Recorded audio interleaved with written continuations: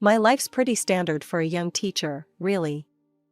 I'm Maya, and after grinding away at a teacher training college, I finally landed a gig at one of the best schools around. My plans? Teach, maybe write a bit on the side, and start a family with the right guy, whenever he decided to show up. That right guy thing happened faster than I expected, courtesy of my college buddy, Jess. Maya, you have to meet Tom, Jess had insisted over coffee one windy Saturday afternoon. He's looking for something real, and you too. I dunno, I just have a feeling about this. Tom and I met at a local dive bar that evening. He was easy to spot, a head taller than most and with a laugh that filled up the room. I was nervous, fixing my hair like 100 times, but when he smiled, all that anxiety melted. Hey, you must be Maya. Jess hasn't stopped talking about you. No pressure, right? Tom joked, pulling out a chair for me.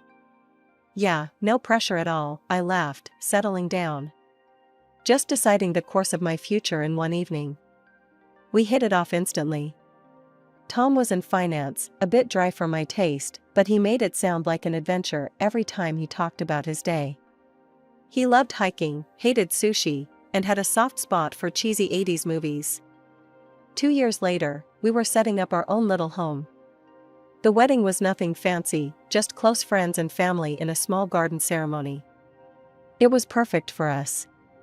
Tom's mom, Elaine, seemed nice enough, always with a polite smile and ready with a helping hand.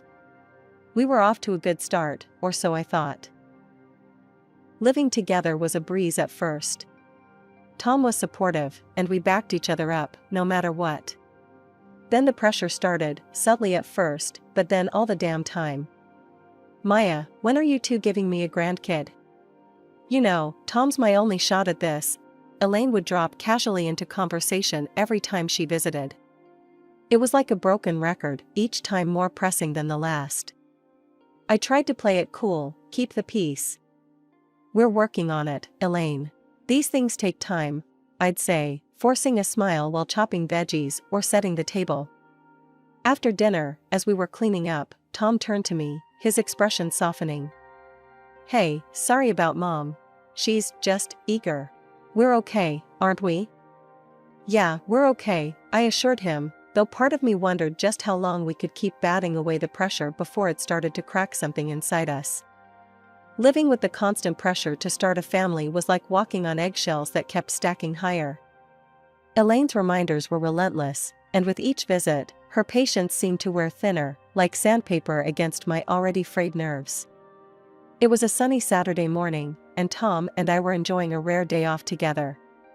We were in the middle of a lazy breakfast when Elaine's car pulled up. Before she even stepped in, I knew we were in for another round of her grandkid campaign. Morning, you two. I was just at Linda's grandkid's christening. Adorable little thing. So, any news on my future grandchild? Elaine breezed into the kitchen like a whirlwind of expectation. Tom choked on his coffee, coughing a polite morning, Mom. I plastered a smile on my face, bracing myself. Hi, Elaine. We're just enjoying our breakfast. Want some coffee? I offered, trying to divert the conversation. No, I'm fine. Just here for a quick chat. Maya, you're not getting any younger. You know, it's all about timing. You need to be more proactive. Maybe see a doctor, or try those fertility treatments I was reading about, Elaine suggested, her voice a mix of faux concern and barely concealed urgency. I could feel the heat rising in my cheeks. We are perfectly capable of handling it, Elaine. And we will see a doctor if we think it's necessary, not because we're on a deadline, I snapped, a little louder than intended. Tom's hand found mine under the table, a silent plea for calm. Mom, really, it's our life. We'll take care of it. Let's not ruin a nice morning, he said, his tone firm yet respectful. Elaine sighed, a theatrical display of her frustration. I'm just saying, I want to see my grandkids while I'm still able to enjoy them. Is that too much to ask? There's more to our lives than just making babies, Elaine. We have careers, our own plans. I started, but Tom squeezed my hand, a gentle warning to tread lightly. I know. But remember, family is everything, Elaine retorted, her words sharp as she grabbed her purse. I'll leave you to your plans then. Just think about what I said, okay? After she left, the tension lingered like a bad odor. Tom and I spent the rest of the morning in silence, each lost in our thoughts. It was clear Elaine's visits were becoming a battleground, and we were always on the defense. That evening, we decided to take a walk, needing to clear the air. She's my mom and I love her, but I can't stand how she pushes us. It's like she's ticking boxes off some life checklist, Tom vented as we strolled through the park. I get it, she's excited, but it feels like she's more worried about being a grandma than our happiness or health, I replied, frustration simmering. It's like we're not real to her unless we produce a grandchild. We need to set some boundaries, Maya. Next time she starts up, we need to be clear, firm, but clear, Tom said, his hand tightening around mine. As we headed back home, the weight of our situation settled in my stomach like a stone. Setting boundaries with Elaine was going to be tough, but necessary. I wasn't just fighting for our peace, I was fighting for our future, whatever it might hold. Finally, after all the trials and tense dinners, our biggest wish came true, I was pregnant. Tom and I were over the moon, floating on a kind of happy haze that felt almost unreal. But with our good news came the revival of Elaine's overbearing enthusiasm, dialed up to a whole new level. We had just started fixing up what would be the baby's room, painting the walls a gentle, calming color, and assembling a crib that took more patience than I thought I had. It was during one of those DIY afternoons that Elaine showed up, unannounced as usual, wearing a bright pink t-shirt that screamed future grandmother in bold, impossible to miss letters. Look at this, isn't it cute? Elaine beamed, stretching the fabric out for us to see. Got it custom made. Elaine, could you maybe not announce it to everyone yet? We're still early in the process, and, just trying to be cautious. I tried to sound as gentle as possible, hoping to temper her excitement without sparking an argument. Oh, honey, when you've got news this good, you shout it from the rooftops. Everyone's thrilled for us. Elaine's voice rose with each word, her excitement bubbling over like a pot left too long on the stove. The next few weeks were a blur of Elaine's constant check-ins. She was always calling or dropping by, armed with old wives' tales about pregnancy do's and don'ts, making sure I ate this and avoided that, fussing over my schedule and sleep. It was suffocating. Elaine, I appreciate your help, really, but you hovering like this is stressing me out, I finally snapped one evening after she lectured me on the importance of prenatal yoga for the umpteenth time. The pressure didn't let up, though, and neither did my schedule. Balancing teaching with pregnancy wasn't easy, but I was determined to keep things as normal as possible. That is, until one day at school, halfway through explaining a math problem to my fourth graders, I felt a sharp pain that cut my sentence short. The room spun, the chalk slipped from my hand, and then darkness. I woke up in the hospital, the sterile smell of antiseptic flooding my senses, before my eyes even opened. Tom was there, his face pale and drawn, holding my hand like it was a lifeline. The doctors, they had to do a surgery, he whispered, his voice cracking. It was serious, Maya. You almost didn't, we lost the baby. The words hit like a physical blow, knocking the wind out of me. Tears streamed down my face, uncontrollable, bitter. I was alive, but at what cost? The doctor came in, his face somber as he adjusted his glasses. Maya, I'm afraid the complications were severe. You won't be able to have children in the future. This was a very rare and unfortunate situation. The room felt colder, the walls seemed to close in. I lay there in the hospital bed, the weight of this new reality settling heavily on my chest. Tom squeezed my hand, his presence a small comfort in the vast ocean of my grief. Just when I thought things couldn't get any worse, Elaine stormed into my hospital room like a whirlwind of misplaced anger and desperation. I heard what happened. So, when are you trying again? We need to start planning, she blurted out the moment she entered, barely even acknowledging my state. I was still hooked to a drip, the dull throbbing in my abdomen a constant reminder of what I'd lost.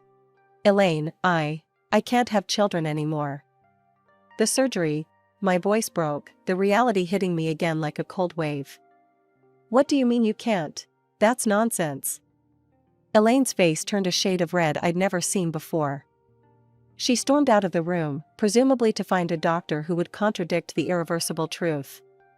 Tom held my hand, his eyes filled with silent apologies for his mother's harshness. It wasn't long before Elaine returned, her fury now fueled by the confirmation of my condition. They said what? This is absurd. You've taken away my chance to be a grandmother. She was yelling so loud that a nurse peeked inside, her eyes wide with concern. Mom, please. Tom interjected. This isn't helping. Maya needs rest. Rest? What she needs is to think about her family, about us. This is selfish. Elaine's words were like daggers, each one slicing through the little composure I had left. I'm not choosing this, Elaine. Why can't you understand? I almost died, I said, my voice a mixture of pain and frustration. Elaine's eyes narrowed. If you were more careful, this wouldn't have happened. You've always been too career-focused. Maybe that's why. Enough. Tom's voice boomed across the room. Mom, leave. Now. We'll talk when you're ready to be reasonable. But she wasn't done. Turning to me, her voice venomous, she hissed. You're not worthy of my son. You can't give him what he needs. You're not a real woman. Her words stung, burning into my memory. I felt a tear slip down my cheek, the saltiness mingling with the bitterness of her judgment. Tom practically dragged her out, her protests still audible down the hallway. Recovery was slow. When I finally returned home, the emptiness was overwhelming. I attempted to go back to teaching, to find solace in the routine and the laughter of children, but each joyful shriek was a reminder of what I'd lost. Seeing a psychologist helped, somewhat. You need to grieve, Maya, not just for your child, but for the part of your life that is now behind you, Dr. Peterson told me in one of our sessions. Her words, meant to heal, somehow also underscored the finality of my loss. One day, amidst a particularly difficult week, I made a decision. I can't teach right now, I confessed to Tom over a quiet dinner. I see them, and I see what I lost. I'm thinking of the library. It's peaceful, quiet. So, I took a position at the local library, leaving the bustling corridors of the school for the muted aisles lined with literature and quiet patrons. It was a place where my heart could start to mend, away from the prying eyes and the heavy expectations.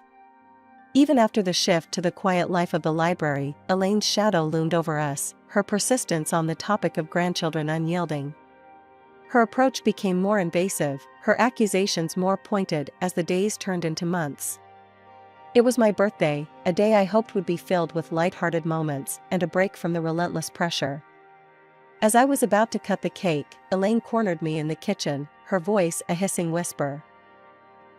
When are you going to fix this, Maya? You need to give Tom children. She spat, her words stinging with venom.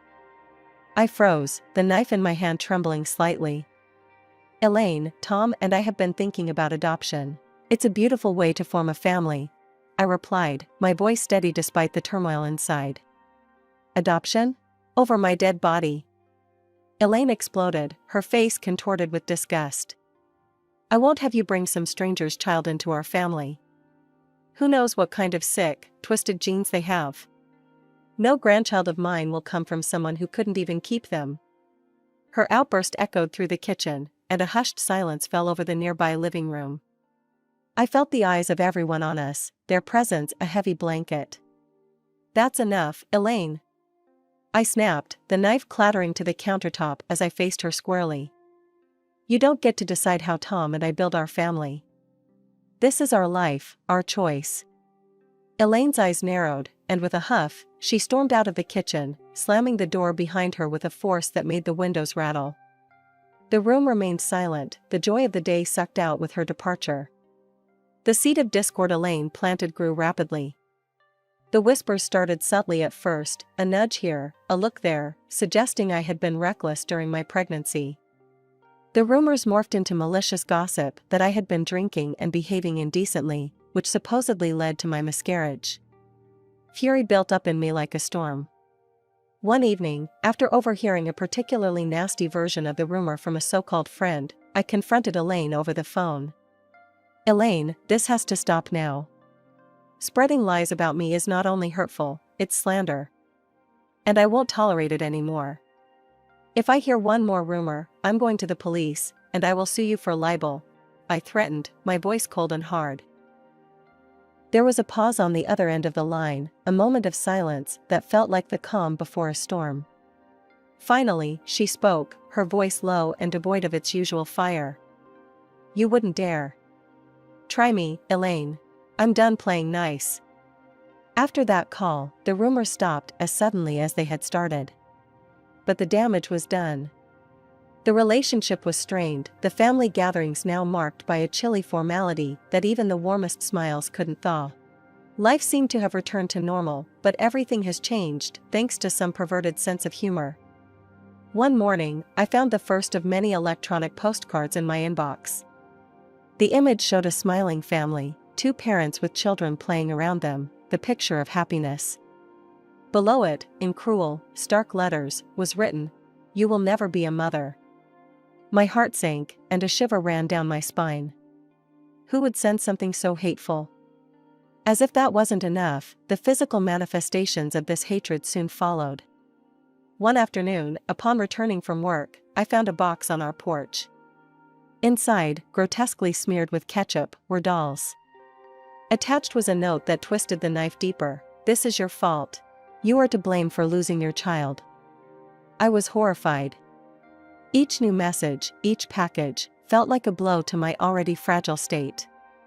Tears were my constant companions as I tried to grapple with the cruelty of these attacks. "Tom, look at this," I said one evening, handing him another vile package. My hands were shaking, my voice barely a whisper. "It's too much. I can't take it anymore." Tom was quick to act. "The neighbor, Mr. Jennings, he's got cameras all over his place. Maybe he caught something on video." We approached Mr. Jennings the next day, who was more than willing to help. He played back the recordings, and there, in clear, undeniable footage, was Elaine. The sight of her, stealthily placing those ghastly parcels at our door, was both a relief and a fresh hell. "Can't believe Mom would go this far," Tom muttered, disgust written all over his face. Armed with the evidence, we confronted Elaine at her house. The video was paused on the screen, her image frozen in the act of hatred. "Look at this, Mom. How could you?" Tom's voice was icy, his usual warmth gone. He pushed the laptop towards her, the betrayal in his voice echoing around the room. Elaine glanced at the screen, her expression unreadable for a moment. Then, without a hint of remorse, she shrugged. "She's spoiled goods, Tom. An inferior woman who can't carry on the family line. I did what I had to do, for you, for the family's sake." Tom stepped in front of me, his posture protective. "If you can't accept Maya, then you can't be a part of our lives. This is your last chance, Mom. Apologize, or we're done." Elaine's face hardened, her eyes cold. "I'm only doing this for you, Tom. She's taking you away from what you deserve." The ride home was silent, each of us lost in our thoughts. I was reeling, the weight of Elaine's betrayal heavy on my shoulders. Tom was seething, the ties with his mother stretched to their breaking point. Tom had been unusually quiet lately, his usual cheer dimmed by the strained silence between him and his mother. It was clear he missed her, despite everything.